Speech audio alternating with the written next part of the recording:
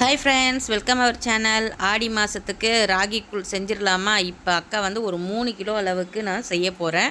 1.5 kilo கேழ்வரகு மாவு முன்னாடி நாளே கரைச்சி வச்சுருக்கேன். ஏன்னா அப்போ தான் புளிப்பு நல்லா தெரியும். 1.5 கிலோ பச்சரிசியை ஊற போட்டு நல்லா வாஷ் பண்ணி கழுவி எடுத்து வச்சுருக்கேன். ஒரு அகலமான பாத்திரத்தை எடுத்துக்கோங்க, அப்போ தான் நமக்கு வசதியாக இருக்கும். அது தண்ணி வச்சுட்டு தண்ணி நல்லா கொதி வந்த பிறகு நம்ம அந்த கழுவி வச்சுருக்கிற அரிசியை போட்டுருவோம். போட்டுட்டு நல்லா கிளறி விட்டுட்டு மூடி விட்டுடலாம். கொதி வரும்போது நம்ம ஸ்லோ ஃப்ளேமில் வச்சுட்டு அதுலேயே தேவையான அளவுக்கும் உப்பு போடலாம். பச்சரிசிங்கிறதுனால அப்பப்போ கிளறி விடணும், இல்லைனா அடி பிடிச்சிடும். நம்ம கம்மியாக செஞ்சால் பரவாயில்ல, 3 கிலோ செய்கிறதுனால அப்பப்போ நம்ம பார்த்துக்கிட்டே இருக்கணும்.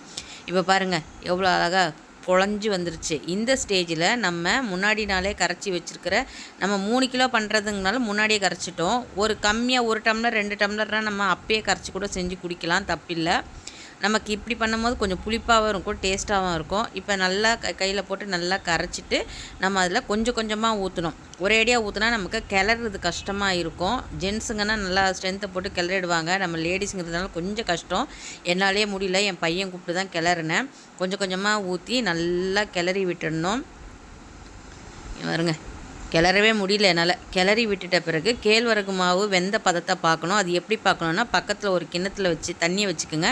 அந்த தண்ணியில் நம்ம கையை தொட்டுட்டு லைட்டாக வந்து அந்த ராகி கேழ்வரகுல நம்ம தொட்டு பார்த்தோம்னா அந்த கேழ்வரகு மாவு நம்ம கையில் ஒட்டக்கூடாது.